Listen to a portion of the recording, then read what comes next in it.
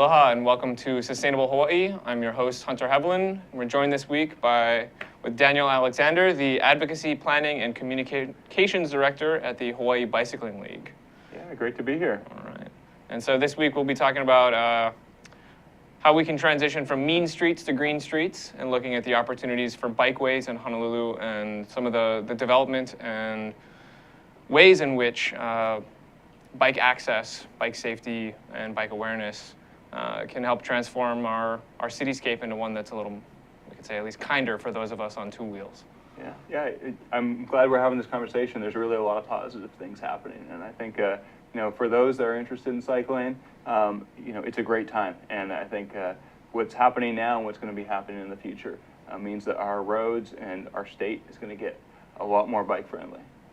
Well, and that's a good thing from a sustainability perspective. I mean, how do you view biking fitting into sort of this broader notion of a sustainable Hawaii? Yeah, so, I mean, as we all know, Hawaii is really dependent on outside sources of energy, particularly fossil fuels. And a lot of those go into transportation. Somewhere in excess of half of all the energy that we use in the state goes into transportation. Which is actually, it's higher than any other state. And that's part of because we have so much aviation travel. But also, it has a lot to do with how we get around in our personal lives. And a lot of it is we drive, and that leads to consumption of a lot of fuel. And there are alternatives, and certainly I think we're putting in a lot of energy, both here on Oahu and in the state, to try to give people alternatives. We're investing heavily in transit with our rail system, and I think that will pay off in a positive way. But one really important ingredient, and it's a relatively low-cost one, is getting people on bikes. Bike infrastructure is much less expensive than building new highways, than building transit, whether it's just running a bus system or whether it's building a rail. And there really is a lot of potential to get people to shift from whatever they're on now, whether they're driving around a personal automobile or maybe even taking the bus, and give them a chance to bike. And there are a lot of people that show interest in this. It's just really, we need to make the road safe enough for them to get out there. So, I think there's just a tremendous opportunity, for us to go. We have, here in Honolulu, we have a little over 2% of people commute by bike. So it actually, 2.4%, which puts us, I believe, 9th in the U.S. amongst major cities. So we're pretty high, but there's still a long way to go. If you look at Northern Europe, there are cities that are a third of people are getting around by bike, or 50% in even some cases. So the possibility for us to shift and have more people on bikes, I think we could easily see in excess of 10% of our people. Well, and from my perspective, I would think that a lot of those cities, and we're both sort of have a planning bent in our approach, but a lot of those cities also are designed very differently, or have different forms of density, or maybe less sprawl, and also there's a connectedness between different forms of public and private transportation, and it's not just so focused on the personal automobile as the mechanism by which we can get around our urban landscape. And I mean, I know from some bits I was reading up on before we started today that there's also this issue of parking, right? And so that was also what we were talking about earlier. Yeah. So how do say parking spaces? I know you biked down today. I neglected to prepare adequately and drove.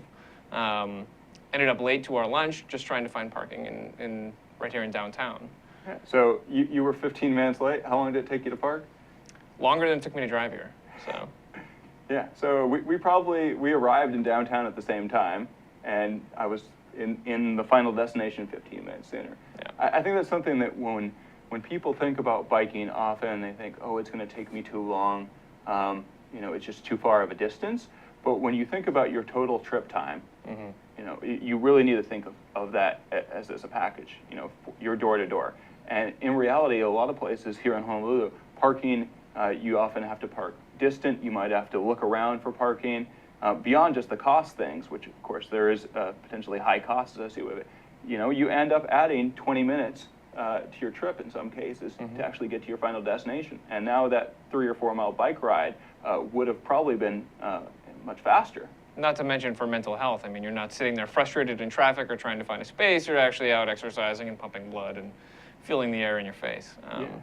That's something that I've definitely thought about as I've biked regularly in the city throughout the years, and the way that essentially that biking changes your sort of perception of the road, your perception of travel distances, and your perception of just sort of the amount of things that you can try and fit into a day. Like I find that as I've transitioned just because of job needs over the years to drive more, or as I'm hauling materials or whatever it might be, that there's this sort of notion that you can cram more into a day.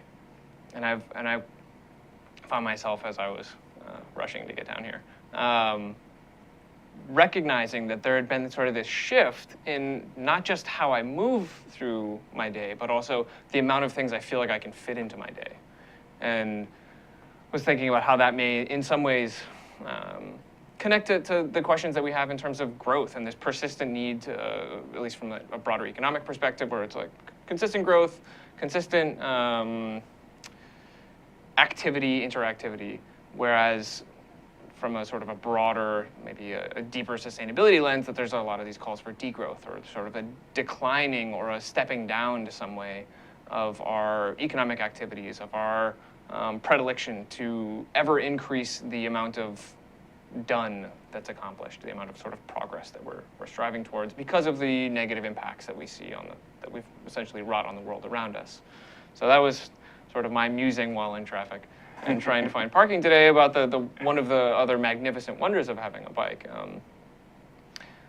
What do you see as some of the opportunities that are coming around locally that are most exciting? Of course, one of the most exciting things that just happened. So on December 6th, Honolulu opened our first protected bike lane or cycle track. Of course, this is on King Street. It's a 2-mile facility. It's physically protected. It has a curb and some plastic bollards. So the cyclists have an exclusive lane they can use, and they're protected from any injury from vehicles from behind. And it can really appeal to a wide range of cyclists. So a lot of people that say that they're interested, but they're just not willing to get out and mix in traffic on our roads.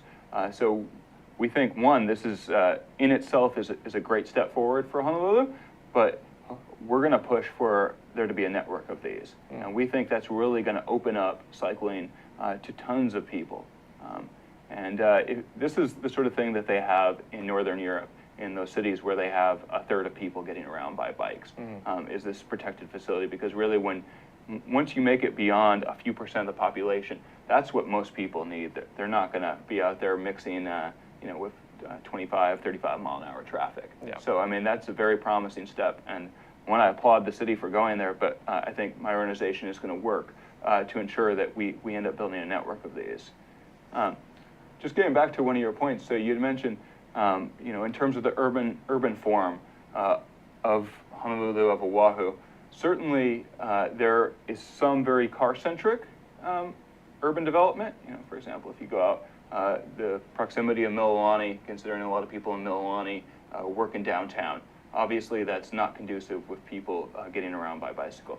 But within urban Honolulu, we have the bones of a dense city. We are a dense city, and we have these bones which are very conducive with people getting around by transit, on foot, and by bike. Unfortunately, we haven't really built the infrastructure. We've sort of prioritized the car in a lot of cases within our urban core, and it hasn't led to much good. It's led to, we have really congested roads, and we're talking about biking here. In the realm of walking, which these things always go hand in hand, we have horrendous rates of pedestrian fatalities.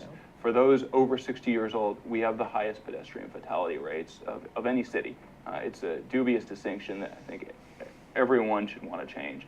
But it kind of gets at, we actually have a lot of people walking. That's one reason these death rates are so high, is because we have the urban form where it makes sense for people to get around by foot. We have some mixed use, older communities. We have a lot of things where you have relative proximity to things. And if we can build that infrastructure, we're going to see giant dividends in terms of people shifting the way that they get around.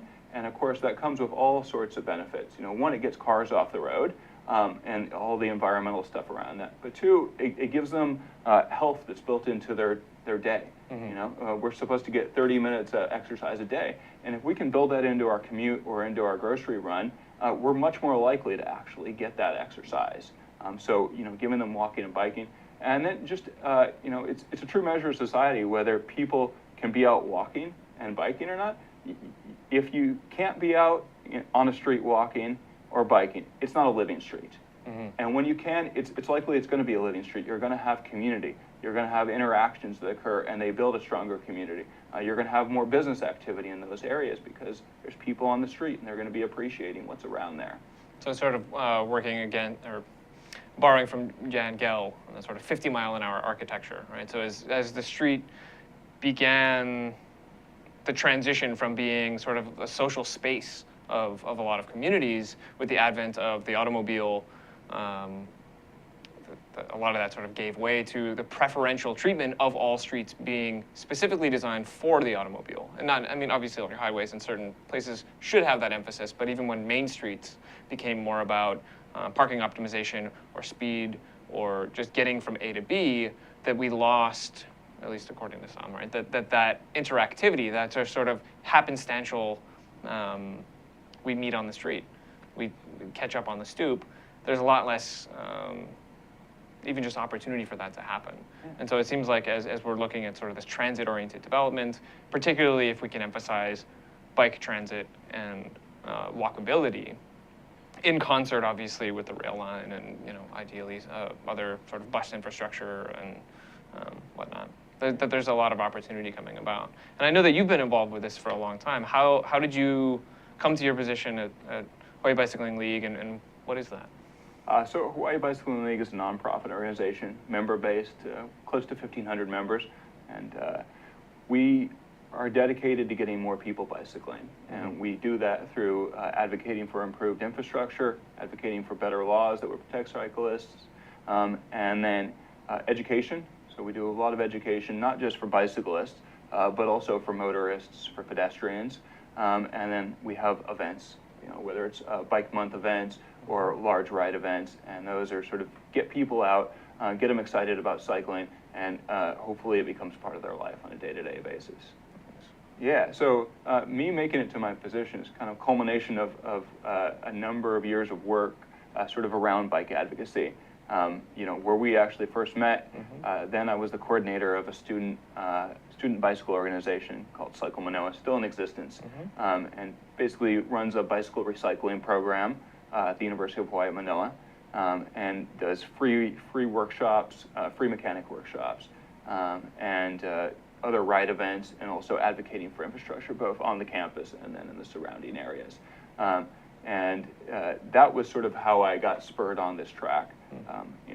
And really it was, my initial intro into it was I was very interested in sustainability, particularly environmental sustainability, and was kind of all over the place in that, looking at various forms of energy policy, all sorts of different things.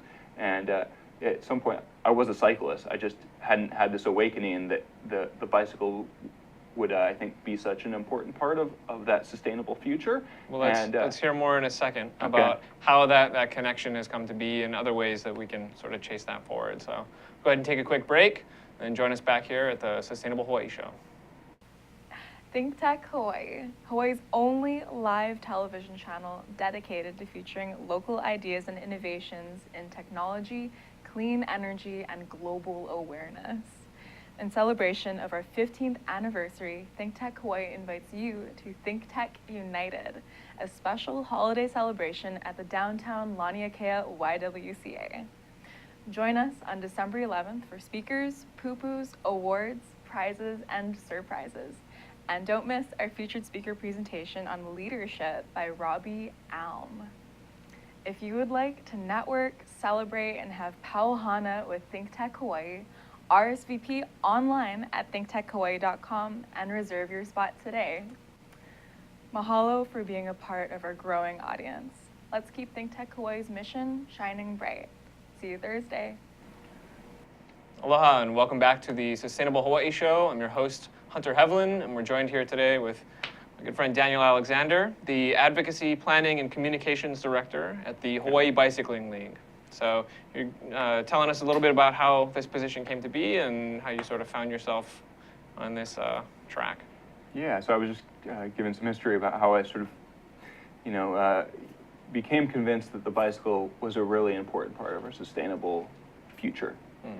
And I was sort of involved with a sustainability organization. It was called Sustainable Saunders back at the university. We took a building and we were trying to make it as sustainable as possible, sort of a living laboratory of what can be done and what should be done.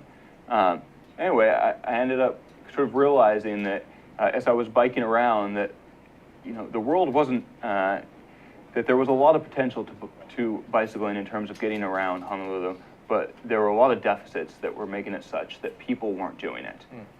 And that if we could improve those, that a whole lot of people would be bicycling. I just kept hearing these stories over and over again of people that would like to bike, but they wouldn't because they thought the roads were too dangerous. And I realized this was just, there was immense potential in this. If we could, sort of change the way that we build our roads, we could really change a lot of people's lives and lead to a more sustainable existence. And that sort of, as I was saying, founded Cycle Manoa with a group of others dedicated to, getting people on bicycles there at the University of Hawaii and beyond. And it sort of all fed into me going into urban and regional planning and doing a degree there, where I focused in transportation stuff, sustainable transportation. And then went on to work as an urban planner a bit, and now was lucky enough to find a position at Hawaii Bicycling League, and basically getting to be a full-time bike advocate, which is it's a beautiful thing, and I think really Hawaii, Honolulu is fortunate that we actually can employ someone as a full-time bike advocate. It shows that there are a lot of people that want this to happen, and there are organizations in place that are one already having, showing effectiveness in getting work done, but have a vision for how much more could be done. Is there any understanding, because I feel like in the past maybe 3 to 5 years or so, that there's been sort of an increase in just sort of the imagery around biking, or the perceptions, where it's gone from in some cases just being a transportation of necessity for some, or a very clear sort of environmental ethos for others, and for some it was just a hobby, but that there's also sort of been this other almost like it's almost become in vogue in some circles, where it's the fixed gear and the various forms of biking, which have always kind of operated somewhat peripherally, but that sort of has kind of come a little bit closer into the limelight. Yeah, certainly there's a growing trend, I think, nationally and here in Hawaii, towards cycling just being, one, a cool thing, but also it's not being associated with one, either you have to be this crazy road cyclist that's like a crad, or you are, economically, this is your only option. There are a lot of people now that I think are saying, hey, this is a legitimate option. It's healthy, and there's all these perks to it. I don't have to park. I don't have to pay for parking. Why don't I do this? And so I think we are seeing an increase in cyclists as it just appeals to a broader range of people. So it's exciting stuff. And on the point of sort of it entering pop culture, so, and you're going to laugh at me for knowing this, but Beyonce's sister, and her name escapes me, but her and her fiance, they rode to their wedding on bicycles together. And that was sort of in the limelight of the little Solange Knowles. There we go. Yeah. Yeah. So once you make it to that point where you have lots of celebrities doing this sort of thing, obviously it's become something in vogue. Well, and I feel like there's also been an increase of events. I mean, from Cycle Manoa, we do the annual rides around the island, which were always quite an adventure in themselves. And then there's been bike-ins going on. I know that some other folks in the planning department were helping host those events. And it seems like there's possibly parallel to this has been some documentation of the sort of decreasing car ownership in millennials. Right? And some that possibly, whether it's because of the cities that we sort of tend to flock to, or the other decisions that we're making, that these what have often been cast as alternative forms of transportation, which in many ways are even earlier forms of transportation, that there's a growing interest in finding opportunities and then supporting the magnificent works that are required to really increase the safety. Because I know, at least for myself, having biked around the city steadily for, I think it was about 2 or 3 years, and still biking occasionally, that that in some instances the sort of glaring safety problems were disconcerting, whether it's close calls or friends that were hurt or whatnot, that it sort of in some way kind of reached a crescendo. And so now we have this protected bike lane, which can, from it seems like all intents and purposes, will be doing a lot to protect folks in this particular corridor. What did it take from a advocacy standpoint to actually bring that into fruition? Because this isn't exactly, it's not like Honolulu's at the bleeding edge here. This is something that's been around for some time, right? And so where has it been trialed? How did it come to be there? And then also, what did it take to sort of bring that, you could say, technology or planning tool local? Yeah, so protected bike lanes or cycle tracks, they're physically protected. And they're normally, it's a bicycle-only lane, and it'll have, a curb or some sort of vertical separation from motorized traffic. And in Northern Europe, this is everywhere. I mean, this is sort of the gold standard, and it's how they're able to achieve such high rates of cycling. Mm-hmm. And you see it across the demographics, from children all the way to elderly. Everyone's cycling in those societies, and it's something that really didn't exist in the U.S. It was traffic engineers viewed it very apprehensively, and it was sort of considered bad practice in the U.S. for a long time. And New York City, we have to give them credit, was a pioneer in bringing it to the U.S. and proving that it could work in an American context. And in the subsequent years, since 2007, they've installed a number of miles of cycle tracks. But also, cities across the U.S. have taken it up. So D.C. in a giant form, Chicago also. Have been installing this all around, and they've seen tremendous benefit from them. Both New York and DC in the last 4 years have seen a doubling of cycling. Wow. And it's due in large part to infrastructure changes. I mean, you can see there's a clear correlation between it. Mm-hmm. So now these have become pretty widespread, 55 cities in the US, and Honolulu, like I was saying, just became the 56th city. So it's a national trend, just a growing acceptance of this actually is good design.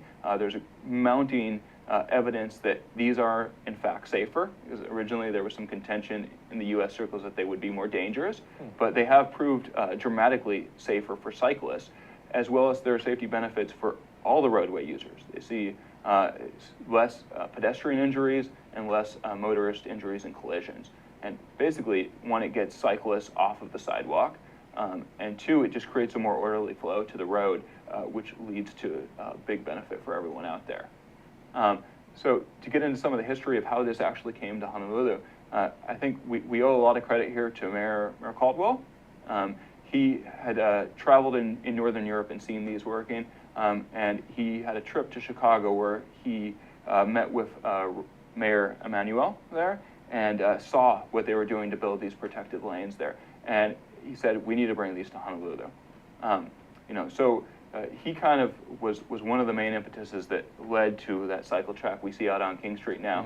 Mm-hmm. But there were certainly elements before that. So, back in 2011, we passed a complete streets ordinance that said that we would build roads with all users in mind. So there's been, I think, over the last decades or so, this growing desire here in Hawaii to see roads that are safer and that accommodate bicyclists and pedestrians. Mm-hmm. And I think this is one of the products of that. It's one of the fruits of that ongoing work. In 2006, we had a resolution, a ballot measure that was up, and it said, should our roads should it be a priority of the City Department of Transportation Service to make our roads safe for cyclists and pedestrians? And it got like over 3/4 support. So there's been this, I think, just growing and relatively long-standing now interest in this, and this is one great fruit of that. Nice. So, compared to other opportunities to protect cyclists, I mean, we have some places where there are existing bike lanes that aren't protected. There are bike lane or bike sort of avenues that aren't actually along the roadway, but then in many cases run parallel or take sort of beautiful circuitous routes through, in some cases beautiful and in some cases not, parts of the city. What about this particular approach makes it so much more useful? I mean, because I've seen even of late, there was some little infographic, and it was some effort to rebrand the bike lane as the door lane to some degree, where it was just sort of trying to raise, because the biker obviously knows where the bike lane is, but the driver isn't cognizant of it necessarily, and so that's sort of recasting it as in the vehicular language as opposed to the bicycling language. What about this one in particular has driven that towards the choice versus, say, other options? Yeah, so essentially the perks of a protected bike lane over simply a painted bike lane, which there is tremendous value to painted bike lanes. But a protected bike lane, one, it really, there's a physical barrier. So it actually, it entirely eliminates the possibility of motorists colliding from behind. And it limits the potential conflict points to wherever there's an intersection or a driveway. And it focuses everyone's attention. So in the case of the King Street cycle track, all those conflict points or areas where a motorist might be crossing are painted green. And they draw that additional attention from both the cyclist and the motorist that they're entering this crossing point. So by taking those measures, you really address where most injuries occur. One, you protect cyclists from behind, and two, you bring additional attention to where paths are crossing, which is, of course, where it's most dangerous. And then one additional thing, really, these appeal to a broad range. So even if so they've done studies on the type of cyclists that use cycle tracks. So if you compare them to, say, bike lanes, you actually see the gender distribution is different. More women are cycling in the protected bikeways, and they find that with bike paths, kind of off-road bike paths, that the gender distribution is more females versus either just mixed in traffic or in bike lanes where you see a greater proportion of males. And then you also see the same thing when you look at elderly. So it's just, certain people are less risk averse, and to that sort of that broad, it really is a broad group. When they've coined a full section of the population in terms of their thoughts on cycling. They're called the interested but concerned. Yeah, and when they do surveys, they found this nationally. They come up with somewhere around 60% of people are in that interested but concerned, and that's really what a protected bikeway appeals to. And if you think about it, if we can get 60% of people out there cycling, that's a paradigmatic shift in the way people are moving about. All right. Well, we hope for those of you out there that are still interested but concerned, by the end of today, you'll hear how to transition that into activity. So we're going to take a quick break and then join us back. Hi, my name is Sachiko Slomov. I'm the floor manager of ThinkTech Hawaii here. You can join us on the air every weekday from 1 to 5 or off the air at thinktechhawaii.com. We stream all of our videos and all of our amazing shows at thinktechhawaii.com or on our Ustream channel. You can also check us out on Twitter at ThinkTechHI or Instagram at ThinkTechHI also. I'll be listening, and I hope to see you there. Okay. All right. Welcome back to the Sustainable Hawaii Show. I'm your host, Hunter Heaivilin, joined again today by Daniel Alexander, the Advocacy Planning and Communications Director at the Hawaii Bicycling League. I think I finally got that out correctly. And so we're hearing about sort of the demographic considerations with the, I think you had phrased it, interested but concerned, and seeing that, while we may have bike lanes in some places already, that the protected bike lane does a lot to bring in a broader spectrum of population who's maybe a little, I think you said, less risk averse or less... More risk averse. More risk averse, rather, yeah. Thinking for myself here. Us wildlings rolling about. So that's very useful, and it is bringing more people around conceivably, but there has been also some, we could say, contention through this process, correct? I mean, it's not that there was a unanimous support from all affected. So how have some of the sort of concerns from, say, business owners or those that are possibly decrying effects of traffic, have those been addressed, or have those been studied, or what are the steps that have been taken to sort of understand or mitigate? Yeah, so the city did a 6-month study of basically mimicking what was put into place. So they removed a lane and studied it for the course of 6 months, and they found that it was going to have minimal impact. And minimal impact on traffic, big positive impact in terms of safety for all users, as I was saying earlier, and for cyclists, of course, in terms of providing a new lane there. So that was how they felt comfortable moving forward with it. They did, national survey of best practices around cycle tracks, and Hawaii Bicycling League really worked with them closely through the process to plan it and come up with the best possible design, because those specific design elements make a big difference in how safe and useful it ends up. Mm-hmm. So I think, one, they put a lot of energy into it, and there was also a lot of, reaching out to the community, and they went to the neighborhood boards multiple times. They had a special meeting all around this where they solicited feedback from, like I said, residents in the area, merchants in the area, those that traverse the corridor, those that wanted to see bicycle improvements, those that might not want to see bicycle improvements. I think what we've got is a great product out there. The negative feedback that we've gotten, and I think some people have seen it in letters to the editor and that sort of thing, a lot of it has been around confusion, really, around how does this work?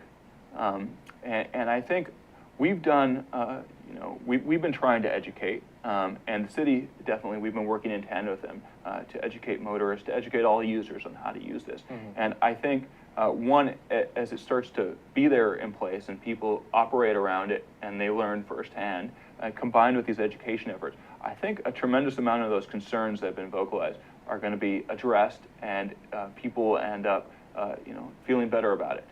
And then there were certain things around, concern about whether it would impact parking or not. Mm-hmm. The project actually doesn't remove any parking minus a handful around the Alapai Transit Center. So it's going to, those things are going to continue to remain in place.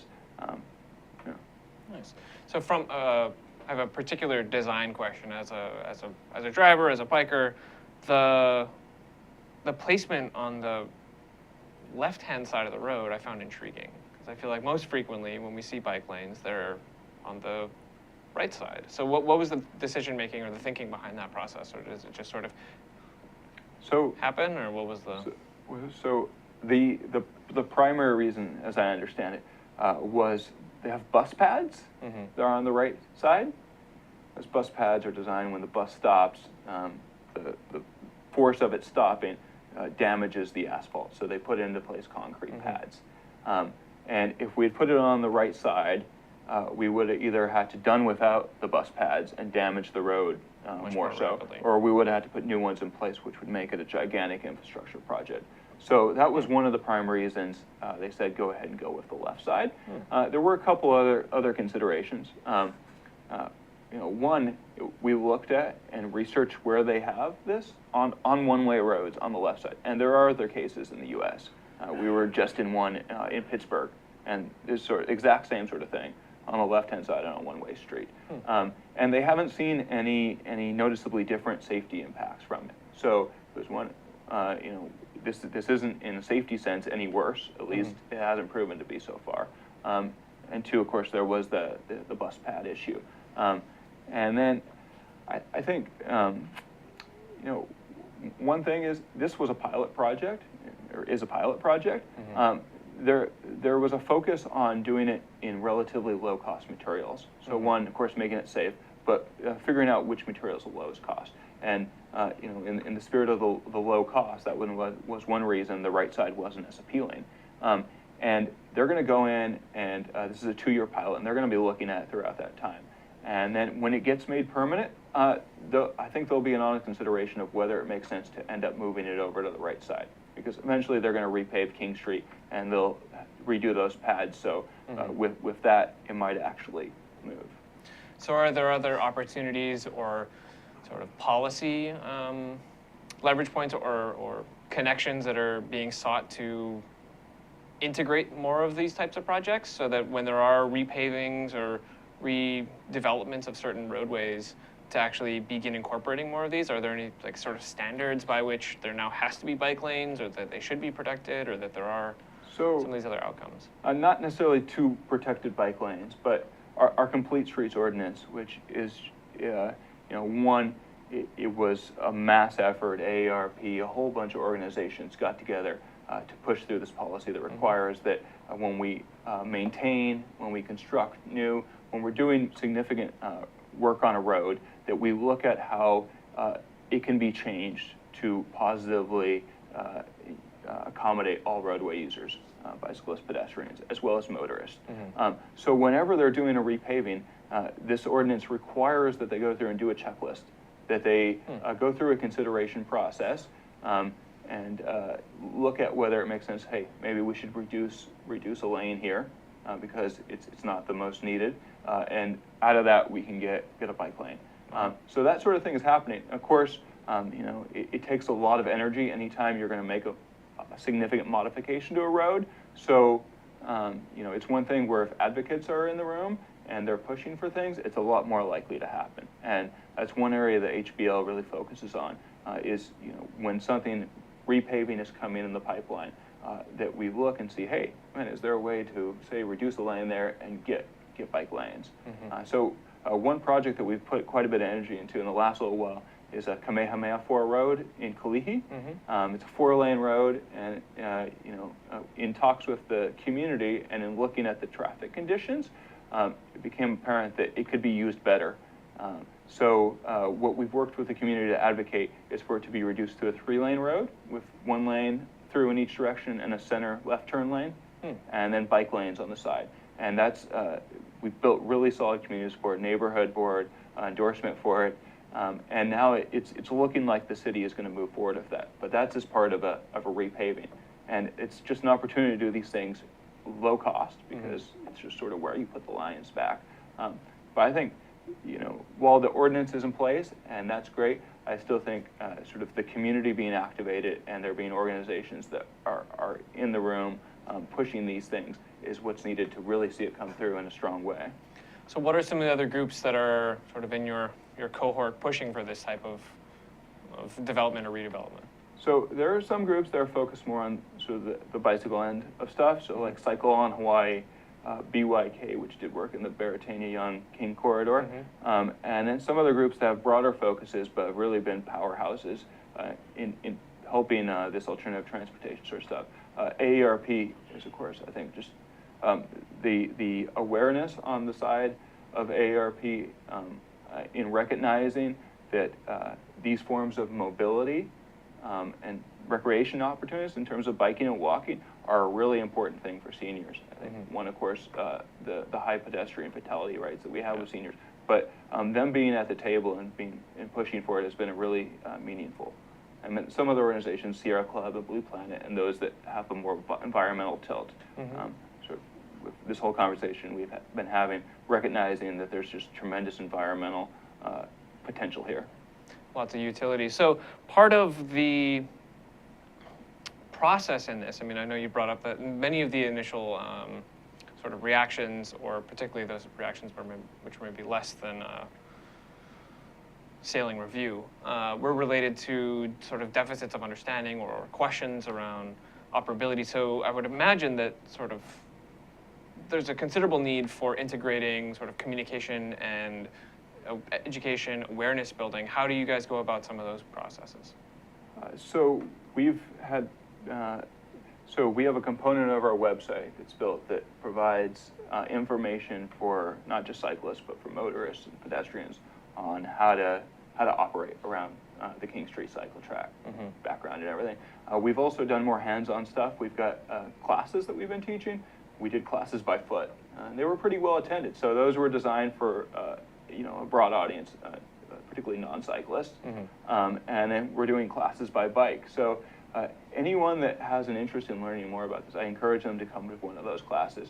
And for those that might have a negative view of it, I'd really say just give it a shot. I mean, really, I think the beauty of the cycle track is that it appeals to a lot of people that aren't biking right now. And I think if people give it a chance, go out there and go for a ride, they might find that actually this is pretty fun and that they should consider getting around by bike a bit more. So what's the website where we can find that? So go to hbl.org and you can find all about us. You have to navigate around the tabs. If you're interested in one of the classes, it's hbl.org/workshops. Okay. Yeah. And so you guys will be posting those every... So we had one last night, and we have one this coming Saturday. If there's demand, we'll continue to have them. Okay. Well, that sounds great. Lots of opportunities. What are the other mechanisms by which people can get engaged and get involved with this? Yeah, so we have our bike advocate team, and so I would just encourage you to come on our website and join to that. Basically, there's all sorts of things within that you could do, and it's, you know, maybe it's going to a neighborhood board meeting, maybe it's reaching out to a community group if we're actually working on a specific project. You know, just being activated, speaking with your neighbors, trying to get people on a bike. You know, one specific opportunity is the Mayor's Advisory Committee on Bicycling. It's a monthly meeting in which we get together and we all talk about bike stuff, and it's staffed by the city, and we get to hear about what's happening and provide feedback. Yeah, and that would be a good opportunity. Nice. So I know that in terms of just actually accessing a bike, that organization that you were one of the founders of, that Cycle Manoa, at least particularly for students, and I believe it's also open to some degree when you guys have the bike sales to non-students. Yeah, the bike sales not so much, they're limited to students, but it's an open shop, and it's anyone can come in and work on their bike using available tools, and they will get volunteer help. So yeah, it's a good place to come and learn, and then also to help out others. So it's always in need of additional volunteers. And that happens in Manoa Valley. Happens in Manoa Valley. And then there's also cyclemanoa.org. Oh, there we go. Find all about them. And then there's also another place for easy access to bicycles, is that of K-Vibe, right? Is still going, or? Yeah, K-Vibe's still going. It's in Kalihi Valley, and it's a sort of youth build-a-bike program. I think they do sell some bikes to adults, but really their focus is on fostering the youth there, providing a safe place for them, and you know, to get their hands into something productive. So it's a really great program. I recommend checking them out. If you're interested in volunteering, that'll also be a great place. One thing I haven't put the plug in for yet, but so HBL is a member-driven organization. So you know, our members not only, of course, provide funds to us, but they also give us voice. So when we show up to a meeting, when we're advocating for a certain policy, we can say we represent this number of people, and that gives us more weight at the table. So I'd strongly encourage you to add your voice to that and become a member. Great. Well, a lovely suite of opportunities to get involved, new ways to get your voice heard, a few places that we can go if you're part of the what was it, interested but concerned cohort that's now a little more inspired, a couple of good places that you can go and get a little tune-up before you hit the road. Thank you very much for joining us today. Really love to hear about all the exciting works that are going on around bicycling in Honolulu. Once again, Daniel Alexander, the Advocacy, Planning, and Communications Director at Hawaii Bicycling League. And I'm your host, Hunter Heaivilin, for the Sustainable Hawaii Show. And you can join us here every Tuesday, or rather every Thursday from 2 to 2:45 p.m. Aloha.